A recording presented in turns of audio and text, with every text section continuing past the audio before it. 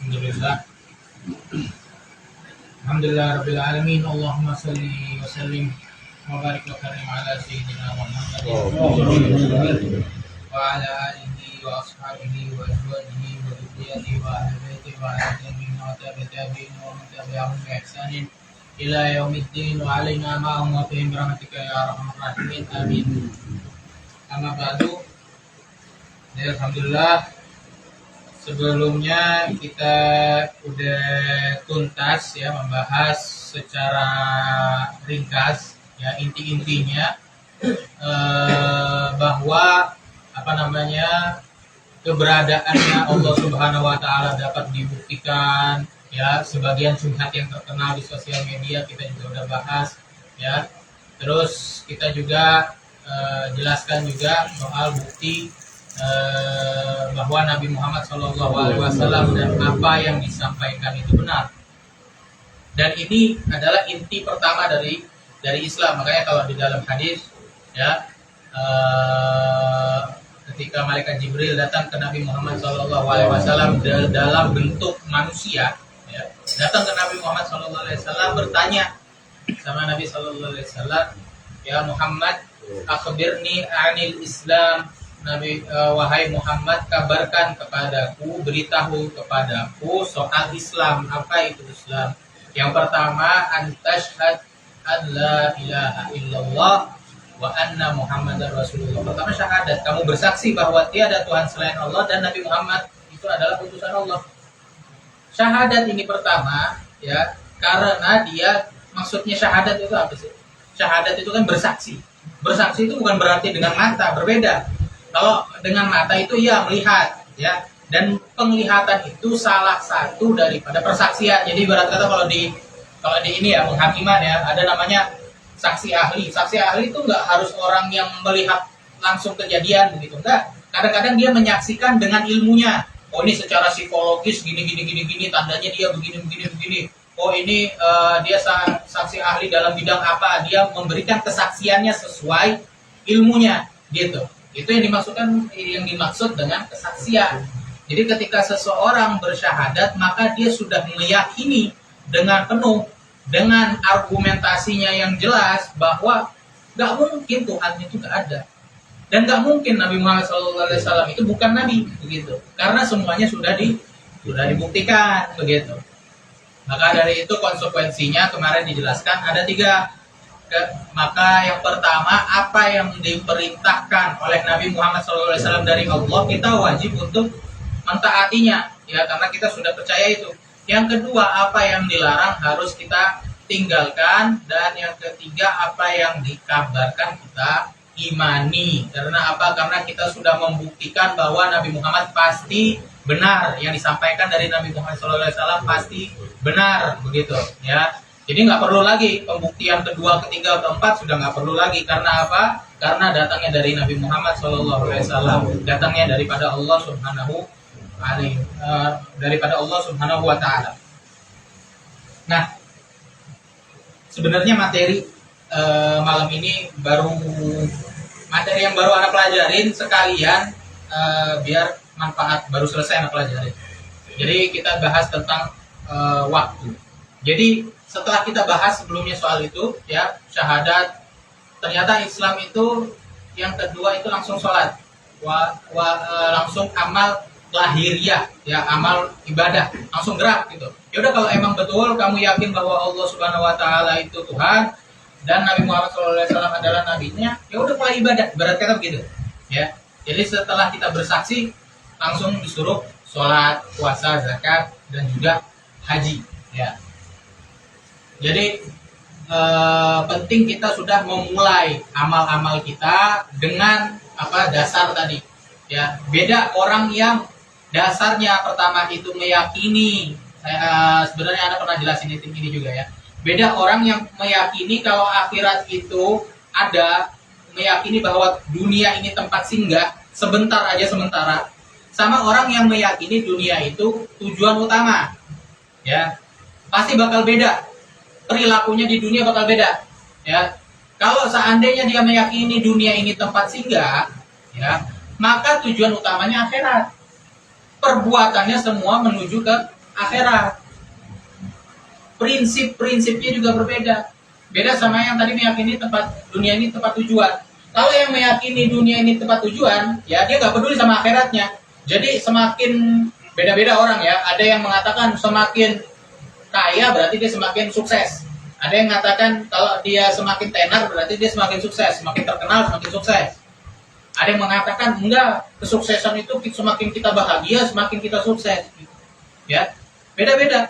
Sedangkan kita umat muslim yang harusnya beriman kepada hari akhirat, ya, menganggap dunia ini sebagai tempat singgah, kesuksesan kita itu bukan di tiga itu tadi.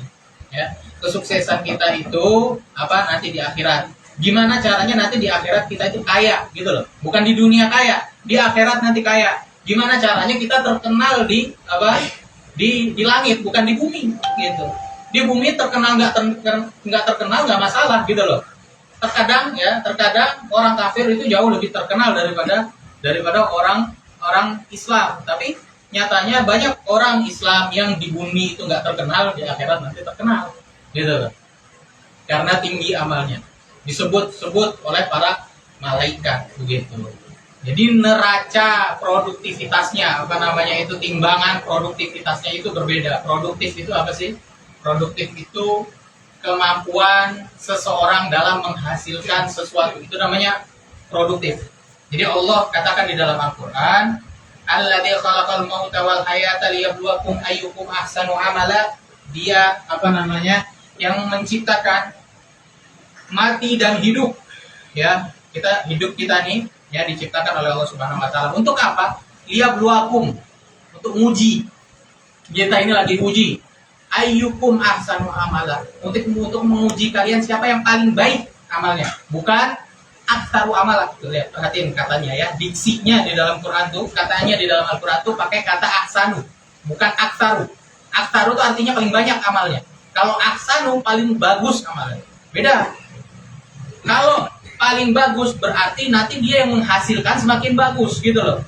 Produktif. Makanya itu ada prinsip produktif. Yang hasilnya paling bagus itu yang dinilai lebih baik, bukan yang paling banyak. Kadang-kadang kita amalnya banyak, ria hilang semua, pamer hilang semua, gitu loh. Tapi orang yang beramal, ya amalannya sedikit tapi dia totalitas. Sholat dia totalitas, khusyuknya dapet, ya bacaannya sunah-sunahnya nggak ditinggalin, ya. Walaupun ya anggaplah sholatnya itu sama-sama 2 menit, anggap sama-sama 2 menit. Tapi yang pertama 2 menitnya itu sama khusyuk, sama dikerjakan juga sama sunah-sunahnya. Jauh lebih produktif yang pertama daripada yang kedua. Karena yang pertama mengamalkan semuanya, totalitas, ahsanu amala, amalnya lebih baik, begitu. Nah, soal waktu maka kita penting untuk ya bagaimana caranya dunia kita nih yang sebentar, kita hidup sekali loh, sekali habis ini di akhirat udah nggak ada amal-amal lagi. Ini kesempatan kita ya di dunia. Maka penting kita itu untuk memanfaatkan waktu kita di dunia. Ya, di dalam Al-Quran katakan wal asr, demi masa. Allah bersumpah dengan masa, dengan waktu. Wal asr innal insana lafi khusr, manusia itu dalam kerugian. Illal ladzina amanu, kecuali yang beriman. Wa amilus sholihati, dan beramal dengan amal yang baik, yang soleh. Wa tawasau bil haqqi wa tawasau bis sabri, dan juga yang saling menasihatkan dengan kebenaran, saling menasihatkan dengan kesabaran. Ya. Jadi penting kita untuk menjaga waktu ini di dunia. Karena apa? Karena kalau kita bicara waktu ya, waktu itu nggak jelas. Kalau mungkin kita sekarang nggak pernah mikirin ya, kita nggak mikirin waktu itu bentuknya bagaimana sih. Ya, waktu ada kita tahu. Bentuknya kayak gimana? Bulat itu jam loh. Jam ini bulat bentuknya. Ya kita tahu jam. Tapi jam ini bukan waktu, itu penunjuk waktu. Waktu itu ada. Kita semua yakin waktu itu ada. Bentuknya kayak gimana kita nggak tahu, ya. Kalau kita mau bilang lagi misterinya, yang saya pikirin tentang waktu itu banyak, saya nggak bahas di sini. Tapi begini, ulama-ulama zaman dulu ini ya, itu beda. 5 menitnya mereka sama 5 menitnya kita kadang-kadang beda loh. Detiknya sama, 24 jam juga, 12 angka jamnya itu sama-sama 12, detiknya sama, ya. Tapi yang dikerjakan sama mereka itu bisa lebih banyak daripada amalan-amalan orang lain. Sering kita dengar kisah-kisah seperti itu, ya. Di sini Anda sebutin banyak, ya, ada Anda sebutin 5 di sini. Ya. Di sini ada contoh Imam Malik bin Anas. Imam Malik, ya, dikatakan di dalam kitab atau Bapak Hanabilah, maka kata Malik bin Anas, sittina sanah yasumu yauman wa yuftiru yauman wa kana yusalli fi kulli yaumin 800 rakaah. Jadi Imam Malik itu, ya, Imam Malik bin Anas itu istiqomah selama 60 tahun melakukan puasa Daud. Ya, sehari puasa, sehari enggak, ya. Habis itu apa? Setiap hari beliau sholat sebanyak 800 rakaat. Gimana tuh? Satu hari sholat 800 rakaat. 60 tahun. Ini belum ngomongin ilmunya yang disebarin. Sampai sekarang kitab-kitabnya banyak, begitu loh. Belum lagi nanti setelahnya ada lagi tentang Imam Ali Zainal Abidin, ya, dikatakan sebagai Dzul Tafanat. Ini ada dari kitab Ta'zim Asma. Kenapa dinamakan seperti itu? Karena beliau itu dinamakan seperti itu karena dalam sehari beliau sholat 1000 rakaat sehingga di lututnya terdapat benjolan seperti benjolan onta, ya. Tafanat itu artinya benjolan, tafanatul ba'ir. Nah, benjolan onta. Makanya beliau itu dijuluki dengan Dzul Tafanat karena beliau itu sholat dalam sehari 1000 rakaat, ya. Seharinya sholat 1000 rakaat. Setelah itu Imam Syafi'i, ya. Ini kita kira-kira aja. Karena Syafi'i yahtimul Quran fi Ramadan sittina khatmah. Imam Syafi'i itu, ya, di Syiar Alam Nubala dikatakan beliau menghatamkan Al-Quran dalam bulan Ramadan, satu bulan Ramadan itu 60 juz, berarti sehari 2 juz, ya. Satu hari 60 khatmah, 60 hataman, ya, satu khatmah itu 30 juz gitu loh. Menghatamkan Quran 60 kali, berarti seharinya itu 2 kali hatam Al-Quran, sehari 2 kali hatam. Normalnya orang kalau baca Al-Quran, ya, yang cepat ini, yang cepat 1 juz itu setengah jam. 1 juz setengah jam. Ya, berarti tandanya kalau 30 juz berapa 60 juz, kalau 2 hari, 1 hari itu 2 kali hatam, ya. 1 hari 2 kali hatam, berarti kan 60 juz. Kalau 60 juz totalnya berapa tuh? 30 jam harusnya. Sehari 24 jam, ini 30 jam gitu loh. Ini kalau ngomongin tentang setengah jam gitu loh. Kalau kita asumkan 1 juz itu setengah jam gitu. Nggak masuk akal. Gitu. Nggak masuk akal. Gimana ceritanya begitu? Karena memang menitnya mereka, jamnya mereka berbeda. Wa an Mujahid annahu kana yahtimul Qur'an fi Ramadan fi kulli lailah, ya. Dikatakan di kitab At-Tibyan, karangan Imam Nawawi, Mujahid itu Imam Mujahid menghatamkan Al-Quran di bulan Ramadan setiap malam. Setiap malam, satu malam itu hataman, satu hataman Quran. Satu Quran habis. Habis itu apalagi tentang Qatadah, ya, menghatamkan Al-Quran itu wa kana Qatadah yahtimul Quran fi sabt, ya. Qatadah biasanya menghatamkan Al-Quran itu dalam 7 hari. Fa idza jaa Ramadan khatama fi kulli thalathah. Nah, kalau udah datang bulan Ramadan, beliau menghatamkannya dalam 3 hari. Ba'idza ja'al ashru khatama fi kulli lailah. Tapi kalau udah 10 hari terakhir Ramadan, ya, setiap malam beliau khatam Quran. Riwayat-riwayat begini banyak, gitu loh. Ulama-ulama seperti ini banyak, gitu. Sampai bahkan termasuk Rasulullah SAW banyak riwayat yang seperti itu. Salah satunya beliau mengerjakan banyak perbuatan di dalam satu hari sebelum zuhur. Salah satu perbuatannya memotong 64 atau 60 sekian onta disembelih, ya. Setelah itu minta tolong Imam Ali untuk lanjutin potongnya sampai 100. Itu Nabi Muhammad masih sempat makan lagi, Nabi Muhammad masih sempat minum kuahnya lagi. Ada gitu loh. Jadi ini yang dinamakan dengan keberkahan waktu. Keberkahan waktu beda. Ibarat kata nih, kalau misalkan lingkaran kita kecil, keberkahan waktunya sedikit. Kita bilang lingkaran waktu lah, ya. Itu 12 jam. Itu kalau diperbesar, kan 5 menitnya lebih besar. Ya. itu apa yang kita kerjakan bisa lebih banyak di situ. Ini penting kita cari caranya gimana waktu kita itu lebih berkah, isinya lebih produktif, sehingga kita nanti di akhirat ya jadi orang yang bermanfaat, betul-betul amalan kita itu bermanfaat untuk akhirat kita. Jadi cari amalan-amalan yang disebutkan dia itu memanjangkan umur. Ya, amalan memanjangkan umur. Karena umur itu ya kalau orang sudah ditetapkan ajalnya nggak lebih nggak kurang kan gitu. Ya. Jadi amal-amal yang memanjangkan umur itu ulama itu beda pendapat. Ada salah satu pendapatnya mengatakan bahwa itu sebutnya takdir mu'allaq, takdir yang tergantung. Jadi kalau kita masih di perut nih, ya itu malaikat datang saat meniup ruh. Setelah meniup ruh, fayuq maru bi arba'i kalimat, dia akan mengucapkan 4 takdirnya si hamba tersebut. Bikat birizkihi, dia ngasih tahu nanti rezekinya dia anak ini begini.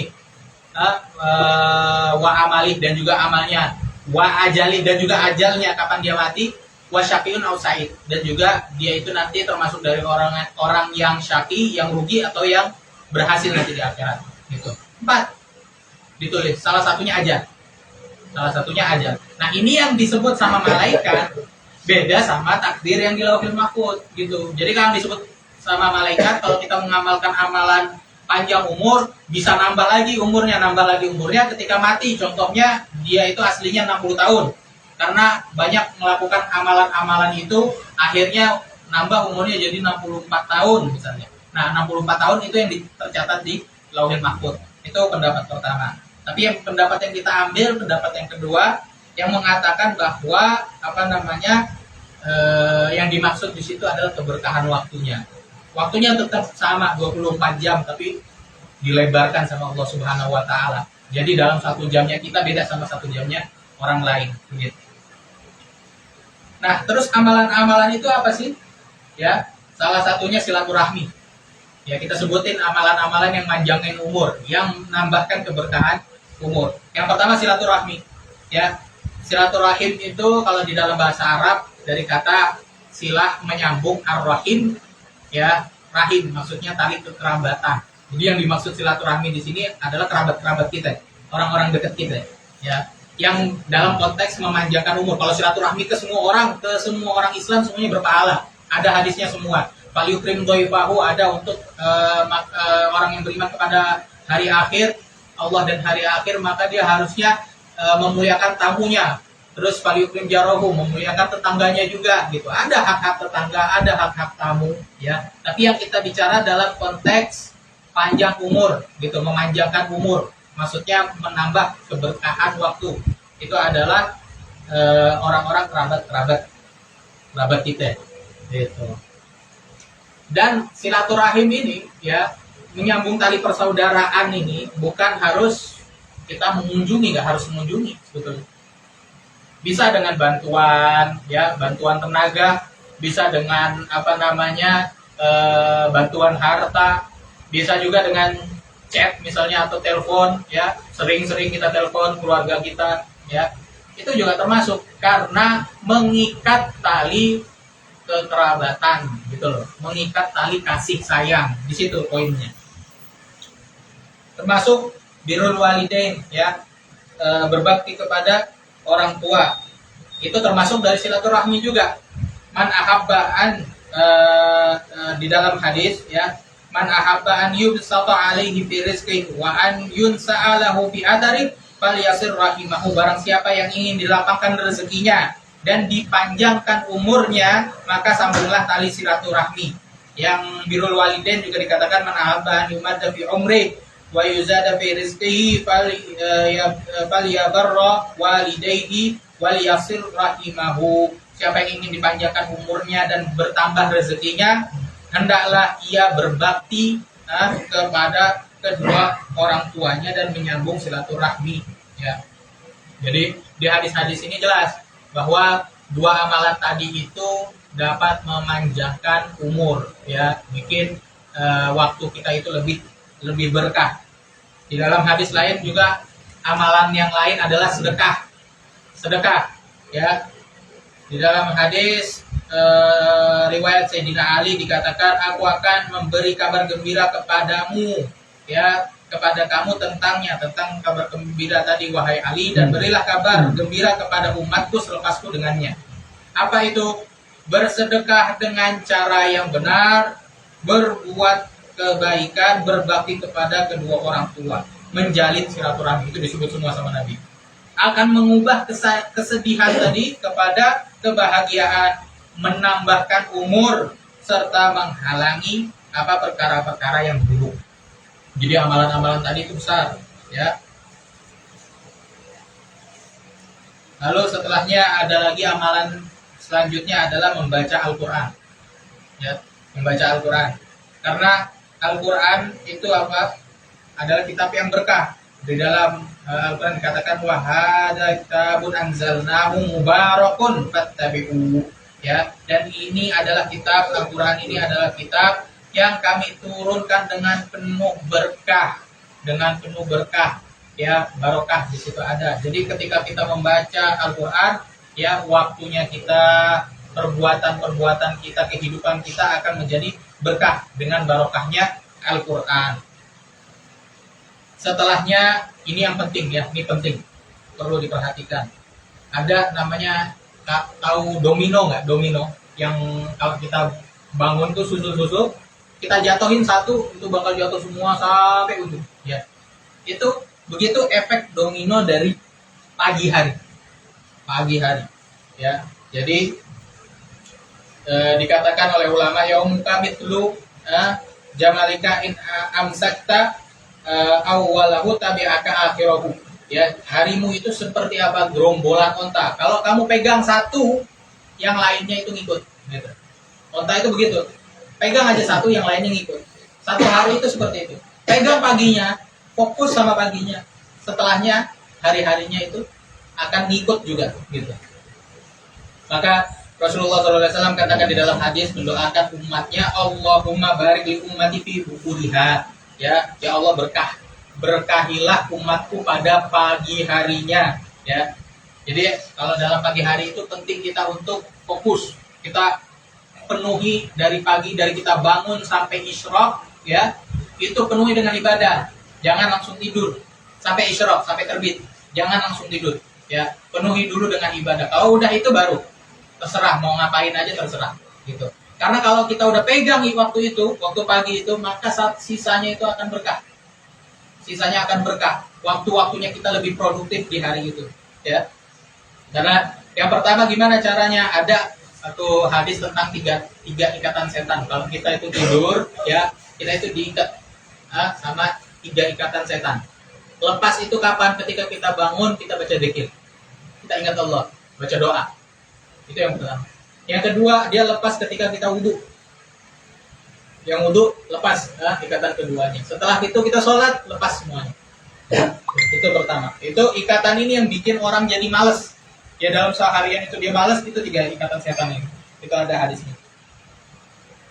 Setelah itu jangan tinggalkan, ya, rangkaian ibadahnya tadi itu, sholat subuh, ya, sholat fajar, sholat subuh, ya, sholat rawatib, ya, rawatib qobliyah fajar, qobliyah subuh. Setelah itu zikirnya sampai isyraq, ya. Bahkan di dalam hadis dikatakan orang yang berzikir, ya, dia tetap di tempatnya, ya, tempat dia sholat subuh sampai isyraq. Habis itu dia sholat isyraq, dapat pahala haji sempurna, dapat pahala haji sempurna. Dan jadi itu jangan ditinggalkan, ya. Tapi masalahnya kan biasanya pagi kan ngantuk, ya, ngantuk, susah gitu mau ibadah gitu sampai pagi, ya. Jadi penting tidurnya itu kita atur, harus ada strateginya. Karena kalau kita perhatikan tidurnya kita asal-asalan, ya, paginya juga asal-asalan. Jadi perhatikan, yang pertama adalah kuantitasnya, waktu tidurnya, jumlah banyak tidurnya. Sama yang kedua, kualitas tidurnya kita. Yang kuantitasnya, Rasulullah SAW sendiri di dalam hadis dikatakan, kana yakrahun nauma qabla al-isya'i wal hadits ba'daha. Nabi itu benci, gak suka untuk ngomong setelah isya. Nabi itu nggak suka tidur sebelum isya dan ngomong setelah isya, ya. Tidur setelah isya kan nggak suka, sebelum isya. Jadi masih maghrib itu masih waktu ibadah antara maghrib dan juga isya. Setelah isya Nabi nggak mau ngomong, nggak suka ngomong. Gitu. Maksudnya ya udah buru-buru tidur gitu loh. Tidur itu tidur awal bangun awal. Penuhi, kalau misalkan kita nggak tidur penuhi dengan hal-hal yang manfaat gitu. Terus untuk di dalam hadis itu bahkan dikatakan di dalam Al-Quran dikatakan kanu qalilan minal laili ma yahjaun. Di dunia mereka sedikit sekali tidur di waktu malam. Itu dikatakan bahwa orang-orang beriman itu waktu malamnya sedikit tidurnya. Tapi berkualitas, mereka nggak capek karena tidurnya berkualitas gitu loh. Nah, kualitas tidur itu tadi, ya, kualitas tidur tadi itu hilangnya karena apa? Karena setan. Ya, setan yang menghilangkan kualitas tidurnya kita. Jadi penting kita itu sebelum tidur baca doa. Penting sebelum tidur itu kita baca ta'awud daripada setan, ya. Kalau anak itu dari kecil itu diajarin suruh baca Rabbi a'udzubika min hamazati syayatin wa a'udzubika rabbi an yahdurun, ya, baca itu ta'awud atau a'udzubillahi minasyaitonir rajim juga bisa gitu. Baca juga ayat kursi, ya, karena setan itu takut sama ayat kursi, ya. Kalau mimpi buruk, bangun mimpi buruk, udah sebelah kiri 3 kali, dan berbagai amalan, banyak amalan-amalan sebelum tidur kita bisa cari, ya. Setelah itu ada yang terakhir adalah kita harus menyesuaikan, ya, waktu-waktu kita dengan hal yang sesuai dengan aktivitasnya, harus disesuaikan dengan waktu-waktu kita, harus jelas. Di dalam Al-Quran dikatakan wa min rahmatihi ja'ala lakumul laila wan nahara litaskunu fihi wa litabtaghu min fadlihi wa la'allakum tashkurun. Dan karena rahmatnya dia jadikan untukmu malam dan siang supaya kamu mendapatkan sakinah pada malam itu, dapat ketenangan pada malam itu, dan supaya kamu mencari kebahagiaan dari karunia-Nya pada siang hari, dan agar kamu bersyukur kepadanya, kepada Allah Subhanahu wa ta'ala. Jadi malam itu ada tempatnya waktu ketenangan, dan siang itu waktunya kerja, waktunya mencari keberkahan. Nah, alaikum bidul jati fa innal arda tutwa bil lail. Kalau malam itu kan cirinya itu kan tenang, ya. Kita dianjurkan untuk safar, bepergian. Kalau kita mau pergi jauh-jauh, bagusnya malam. Kenapa? Karena di dalamnya ada ketenangan. Di dalam hadis dikatakan hendaklah kalian bepergian pada waktu malam, waktu dulja itu malam, ya. Karena seolah-olah bumi itu terlipat pada waktu malam. Iya, nggak macet, ya, kalau misalkan kita pergi malam-malam itu sepi, enak. Jadi waktu safar yang baik itu malam. Terus ada juga ulama membagi waktu tentang belajar ini buat orang-orang.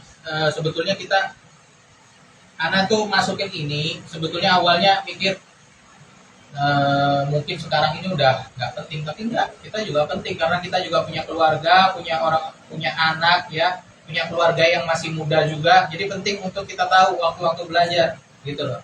Dikatakan oleh Ibnu Jamaah, ya, bahwa penuntut ilmu itu harus membagi waktunya, ya, waktu malam dan juga siang, dan memanfaatkan sisa umurnya, karena sisa umur tidak ternilai harganya baginya.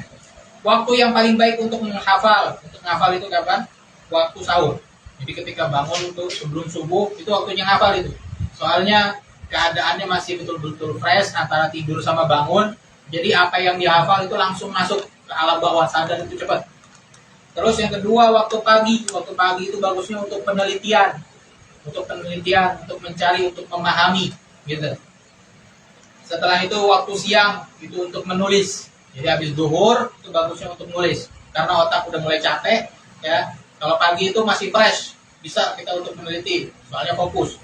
Siang udah mulai agak capek, waktunya kita nulis, gitu, ya. Waktunya kita untuk menulis. Dan malam untuk menelaah serta mudzakarah, untuk ulang-ulang pelajaran, itu malam, ya.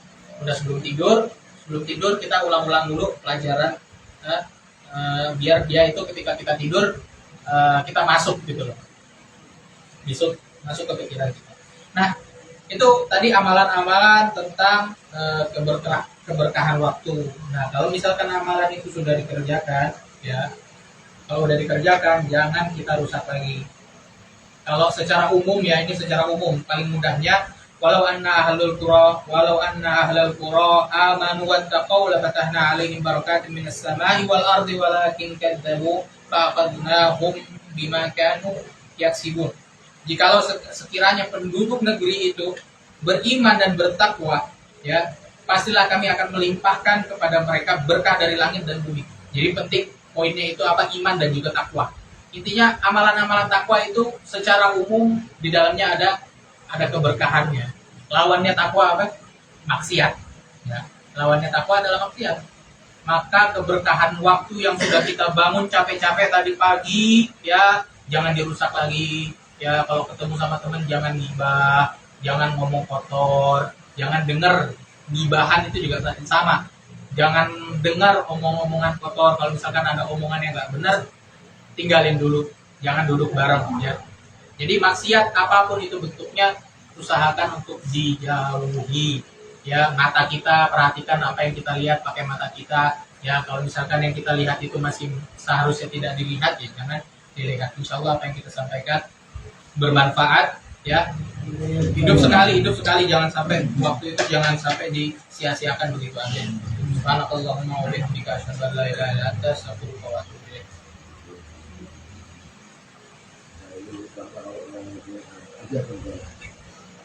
Saya ingat di belakang bersih ini umur 8 tahun dibangun sama abahnya kerja sholat. Umur 8 tahun. Yang akhirnya jadi orang yang dulu. Itu ada tandingannya juga. Tapi dalam sejarah belum ada orang meninggal ditaufi sama reban. Itu di belakang. Jadi wasiat sama anaknya. Anaknya tanya, kenapa Bapak mesti ditaufi dia? Waktu saya kembali ke Rasulullah hadis. Jadi diiringi sama rebana, di situ ada Rasul. Jadi umur 8 tahun, udah dibangun sama abahnya, dia sholat. Hanya jadi orang yang beliau. Ini cukup buat orang yang punya anak. Kalau kita bisa didik anak kita, oh luar biasa. Berani kita bisa didik dengan baik.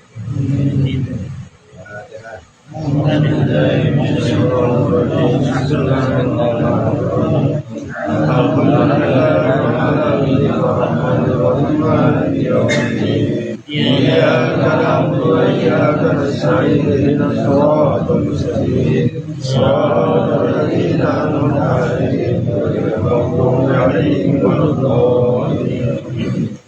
يا رب المصطفى من مقاصدنا